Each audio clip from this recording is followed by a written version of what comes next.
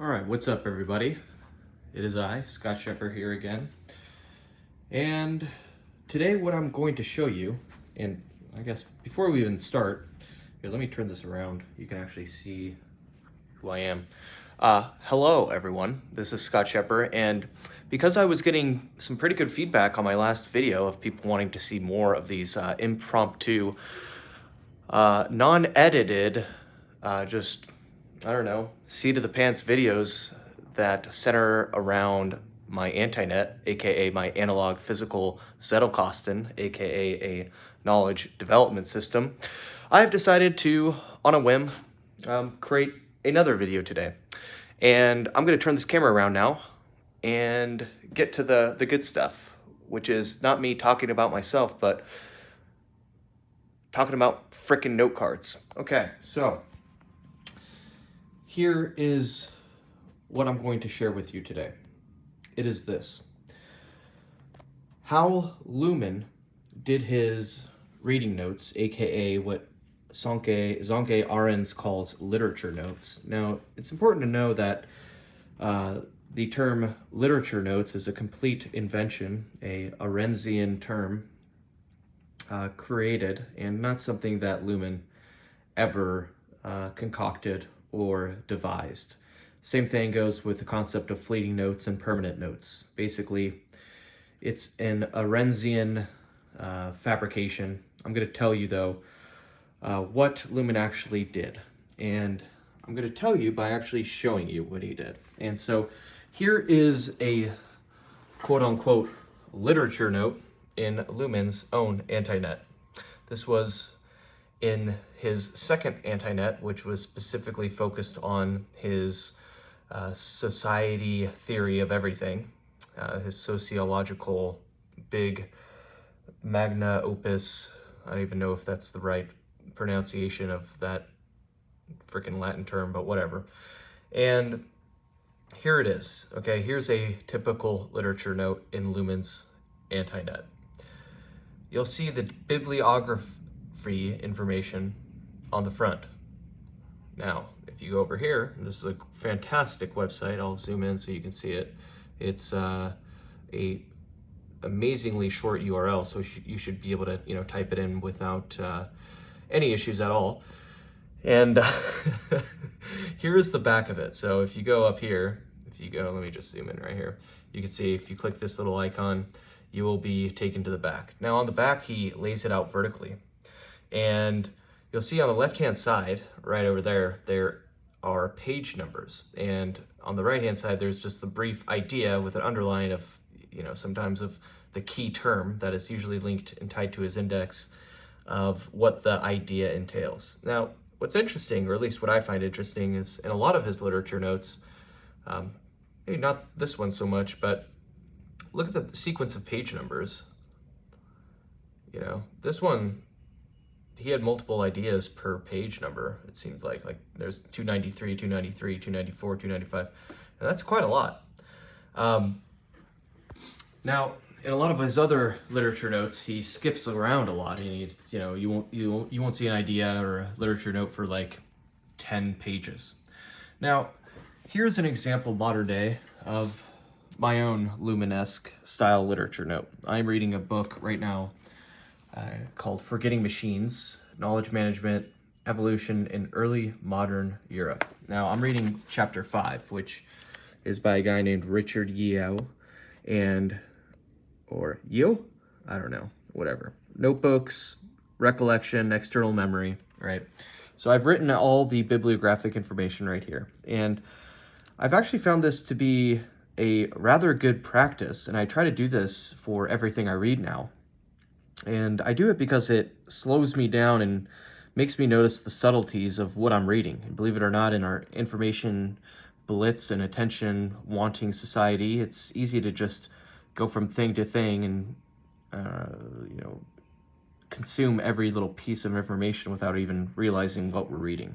And why I found this to be beneficial actually is because it wakes you up to the subtleties laid in things like not just the title, but the subtitle.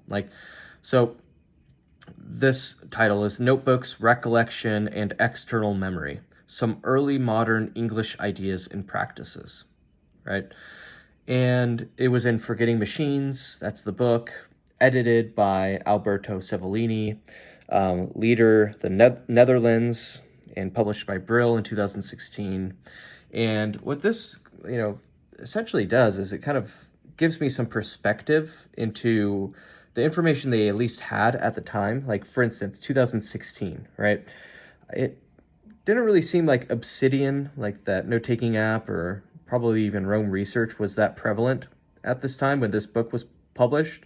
So, that's a signal to me that, hey, maybe things have changed a little bit, or, they would, if they did an edition today, they would include, well, some mentions of this recent rise in popularity in this PKM space, right? Anyways, I do this practice now. Now, I just did a brief literature note on my daily reading today to show you kind of what a Luminesque style literature note would look like. And let's look at the second one. Okay, so reading without noting equals superficial knowledge. And under that, I put why note-taking is important in the first place, right? And it's on page 138. So on page 138, what you'll find, and it's right here, is how I kind of do it is I put little dots in the margin, to kind of identify and keep my eye on, or actually, I guess it's this one. There's multiple dots. And to keep my eye on, okay, kind of to try to figure out, where this was and keep my, I don't know, to look it up or whatever, right? And as you'll see here, it says, they argued that, and this is by they, it means scholars of older times, they argued that reading without noting was likely to yield only superficial knowledge because it was not accompanied by the attention and thought. I underlined those two words. I usually don't underline, by the way. I did that, I think, I don't even know why I did that, but I usually don't even do that because it is not even, I don't know, it's just not the best use of time. And I'm going to show you why it's not the best use of time. So attention and thought required to make a well-considered note, right? And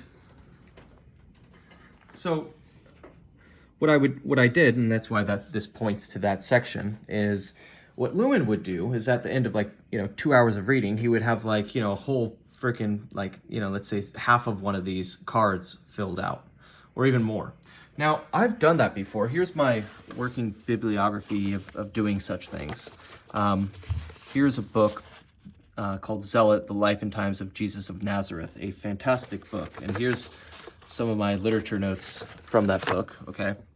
Now, in mine, what I found is this just created a ton of homework for me. And it was fun to read, but then it's then I have to go back and, elaborate on all of these ideas and integrate them into my Antinet. And, for this one, this was just a more pleasure reading book. And I haven't even filed these into my own Antinet because I'm God damn it. I don't want to just create a ton of homework for myself. That's just, it's just too stop and go for me.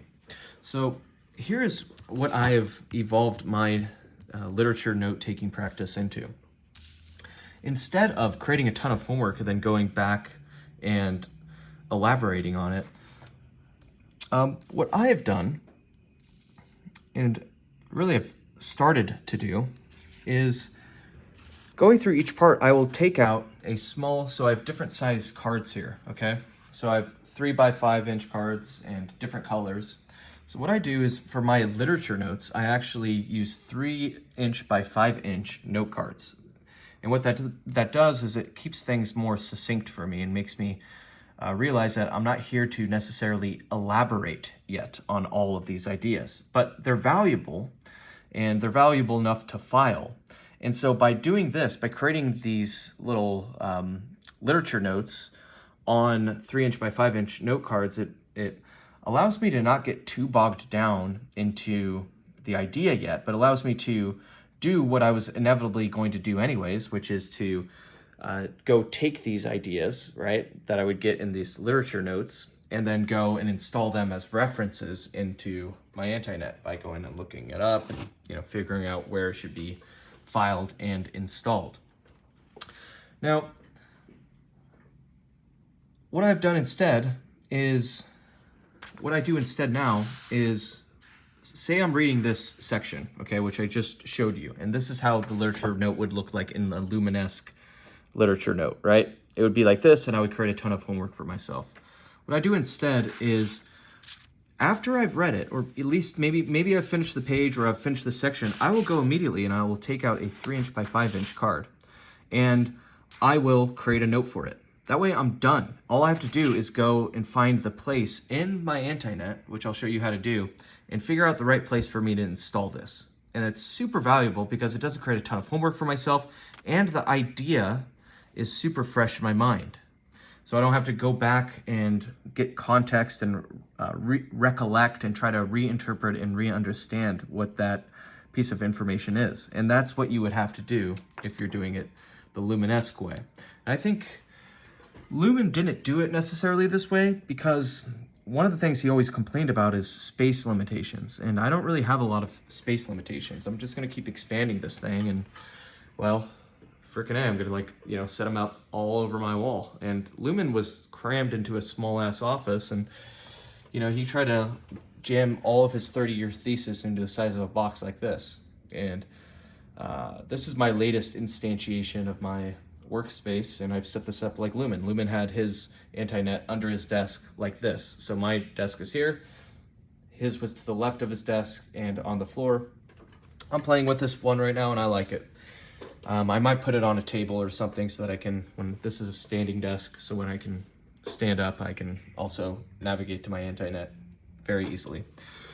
Okay, so anyway, here is the Luminesque literature version of this note. You see, reading without noting equals superficial knowledge, page 138, and why note-taking is important in the first place.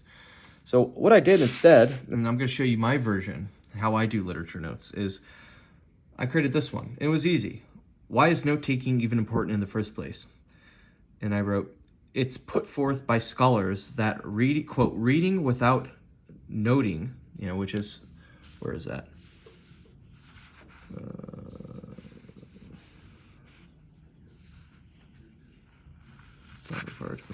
Yeah, reading without noting, as you can see right there. That reading without noting likely yields, quote, superficial knowledge. Why?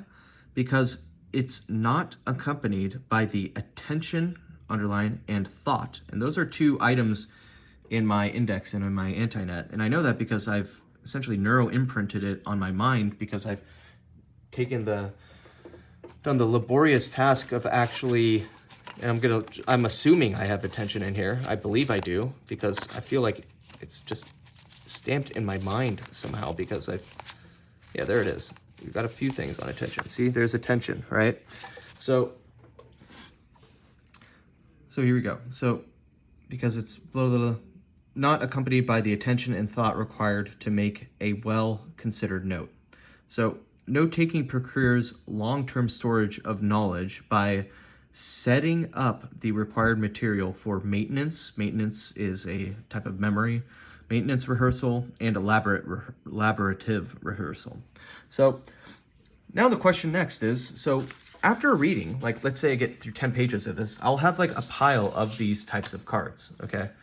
And I'm just gonna go through it with you of how I actually install it after the reading. And the reason I do it in this color-coded, this style of, it signals to me when I'm going back through my Antinet that, oh, this is from a literature note. It adds some, you know, additional material. It's almost like a footnote that you can add to every single thought, you know? So it's like good footnote material to provide further evidence for what you're trying to say, or even to serve as a cue for more ideas along the line that you may have at a later time. So I'm setting up this like kind of rumination piece.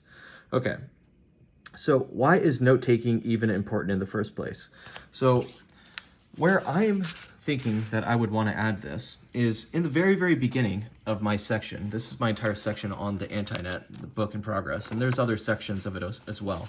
But In the very beginning, I get into the why, and the why behind a lot of things. So I'll show you, this is one of my areas. So that's not it. I'm looking, this is like my sectional index that Lumen had within a lot of his main sections. So,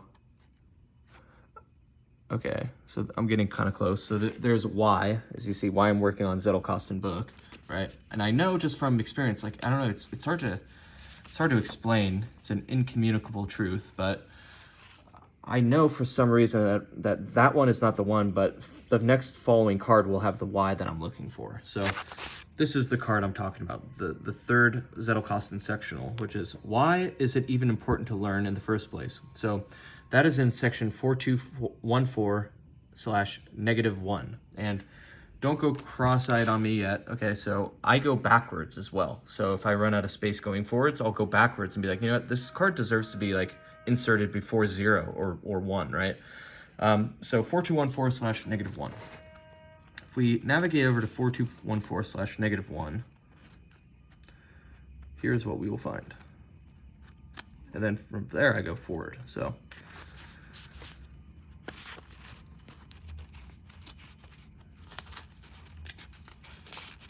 -2. Okay, so why you should even bother listening to me in the first place, right?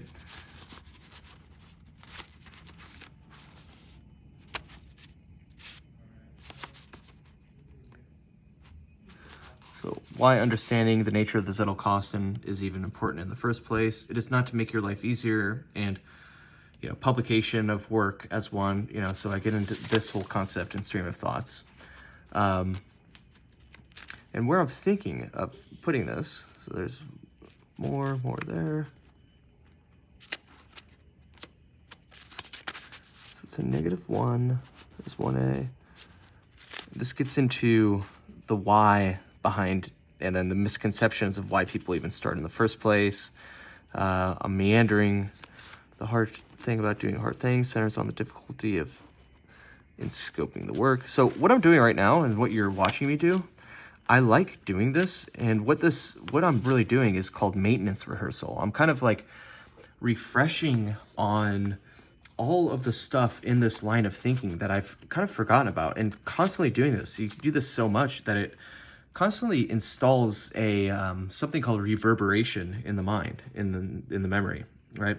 A reverberation is like I'm constantly buzzing with getting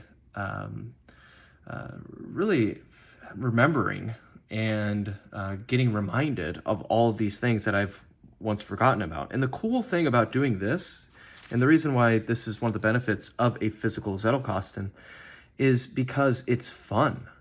Like, I'm doing this looking for something, and I'm determined to look for it. And I'm also getting reminded about all of these ideas that I've kind of forgotten about. And there's this internal dialogue going on right now in my head about, oh yeah, I forgot about that. Oh, and that ties to, this idea over here and this idea. And that's what Lumen meant by a surprise generator. So a lot of people today, and you'll find this in like Obsidian, for instance, they have like a plugin or an extension in Obsidian that's like, oh, open a random note today, so that you can constantly review random notes. That's just not helpful or fun. What you want is a thinking development system that like forces you to go through it and read your stuff, right? Read the thoughts that you have created long ago and get reminded and come upon accidents, which is really the power that drives evolution forward, is accidents and constant variations. So anyway, so I'm in -1, like reviewing it right now, okay? Going through it. And where I'm thinking of putting it is actually even before -1, which would be, let's see, -1, and I left room for it too, which is kind of cool. So -1 OA, right? So let's see over here. Do I have a -1/0? I do not think I do. Sweet. So what I'm going to do is, researchers stated dryly, there could be no doubt that the answer to Lumen, yeah. So what I'm going to do, I'm going to put this up. I'm going to put this in 4214/-1/0, which goes before 0A. And That way, it's like before you know, why it's even important to learn Zettelkasten. This gets me an idea of like, why is note-taking even important to do in the first place? And as scholars have argued, and those in knowledge science have argued, it's important to learn in the first place because reading without noting likely yields superficial knowledge, meaning it leads to knowledge that is not long-term, something that you can not ruminate over, okay? And so that's where I'm gonna put it. So almost, as you can see what I'm doing, the book almost like, on all these sections, it's like, it almost writes itself asynchronously. And yes, it takes time, it takes persistence, effort, commitment, but you know, some things are just worth doing. Here, maybe you can see what I'm doing. So this is how I do it. 4214 / -1 / 0, right? And for this one, because I have the sort of the idea in the section lumped into why even important to learn in the first place, you know, I'm not even going to create an index entry for it. I'm just going to file it right here. Boom, done. And what I'll do often is these green cards at the end. I'll show you this. So those lime green cards are kind of like my bookmarks or placeholders, you know? So what I'll do often is I'll leave it out here, and then I'll go and find the appropriate place to file and install these other cards. Now, for instance, this card. Let's go through this one. Oh, and okay, yeah, this one was, I'll just show you an example. So this one was from this page. It's on the bottom. You'll see that indeed John Aubrey, a fellow of the Royal Society, endorsed admonition of Father Drift, blah, blah, blah, saying that note-taking created nest eggs for the future. And so what this reminded me of, and here's the note I created: the power of thoughts encapsulated by notes being of value for long-term rumination dates back at least to John Aubrey, a fellow of the Royal Society. And the Royal Society was a, you know, very scholarly, famed institution in Britain at the time, and is actually something that that group Lumen was very familiar with and read several books on the Royal Society. Anyways, the Royal Society, who said the habitual note-taking creates, quote, nest eggs for the future. Now, what I do then is, because this is quote and it's kind of a single literature note quote, I will put the source of it. So I'll put this kind of like in Chicago style format. I don't know if you can see this, but all right. So what I'll do is I'll put like Yeo, Yeo tells me that it is from this bibliography entry, Yeo, page 138, period. Okay, so now that we have the source of where it came from, let's figure out where to install it. Now, the idea that this gave me was, Lumen talked about something, and I know this because it's neuro-imprinted in my mind because I wrote it out by hand, right? Once again, the power of an analog physical system. Analog physical system forces you to exercise something that's more powerful than, well, even the computer, in my opinion, that is on your desk, which is the frickin' computer in your brain, right? So rumination triggers a bunch of connections and neurons in my mind and my memory. And when I read the idea of nest eggs for the future, it made me think of rumination. So Lumen talked about rumination. In fact, he called his Antinet a ruminant. Now, for ruminant, where shall we go? Well, I do know, I kind of have a general sense of where it is in my Antinet. And it is in like 5249. But I want to show you how I would look it up, the ruminant. So when Lumen, I don't know why I know this, but when Lumen referred to ruminant, he was talking about something. Let's see if it's there.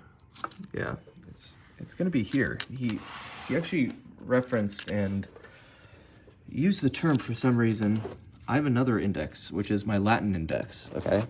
So the Latin language, and this is kind of crazy here, but yeah, you can have multiple indexes. So I have a Latin-based language index, okay? And Lumen had multiple indexes too. He had even a people-based index, okay? But I'm going to show you this one. So the Rumen Are, okay? For some reason, I remember that the Latin, like, where does rumen come from? Ruminant, and I think he used ruminare. And it's interesting because rumen is a part in an animal, a cow, and it allows the cow to eat sod and grass and then have it ruminate before when it's in its belly, before it can be properly digested.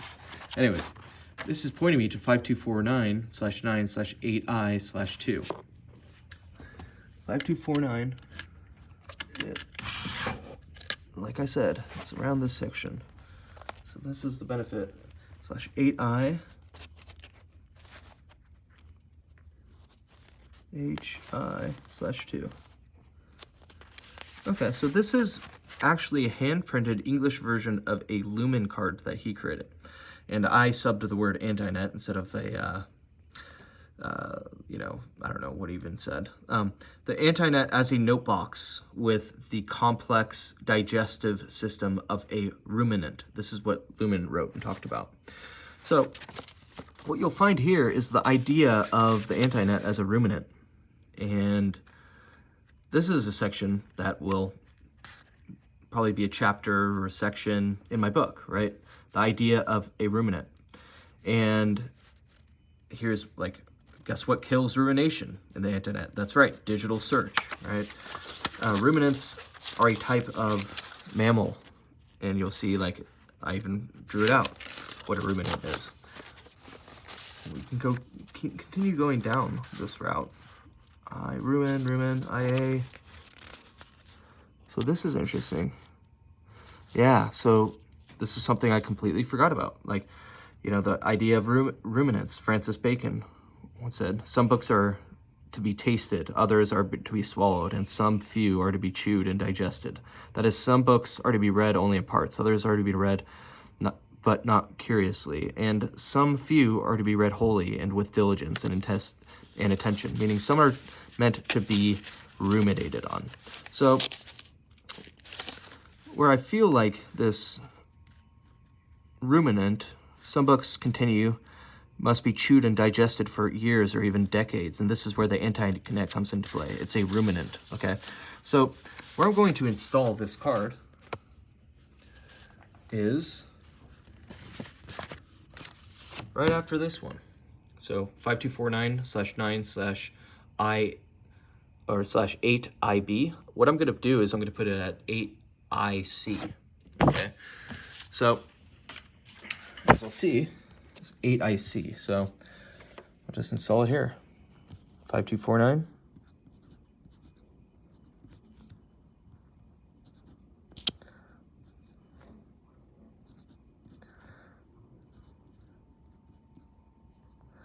So there we have it, 5249/8IC. And as you can see, like, I have a section on the ruminant, which I didn't even plan or intend. It's just kind of emerged out of nowhere. Like, and that's the beauty of the system, is it emerges and then it continues to write itself bit by bit. And you're like, I don't even know, like, you know, I'm writing a book. I don't even know where it's going, but it's almost like it is writing itself, and you are doing it via the help of your, you know, Antinet Zettelkasten, aka mine's named Stewie, for Stewie Griffin from Family Guy. And so now I have this section supporting it, is the power of thoughts encapsulated by notes being of value for long-term rumination dates back at least to John Aubrey, a fellow of the Royal Society, who said, habitual note-taking creates nest eggs for the future. You know, something, and then there's the reference to it right there. And so the system, it's like, it seems so simple, but it just, I don't know why. It's hard to explain. With the physical properties, everything linked together, it just freaking works. So Anyway, this should hopefully give you a little bit of an idea on what the process is like in reading and transferring and selecting things that resonate with you, putting them into brief literature notes on note cards, and then installing them in the appropriate place. Now, the last step is after you have created these literature notes, these 3" by 5". This signals to me that, okay, I can expand upon it if need be and write out, my own elaborative take on it. But this one doesn't necessarily even need an elaborative take on it. But it signals that in the future, I could. So anyway, hope this was helpful for any of you out there, and let me know, hit the like button, hit the subscribe button. Let me know if you want me to continue to make these types of videos, and I will happily do so. Anyway, Scott P. Shepper himself signing off from beautiful, lovely San Diego, California. Say hi to the Midway ship in Coronado, and, well, peace and love, everyone. Bye.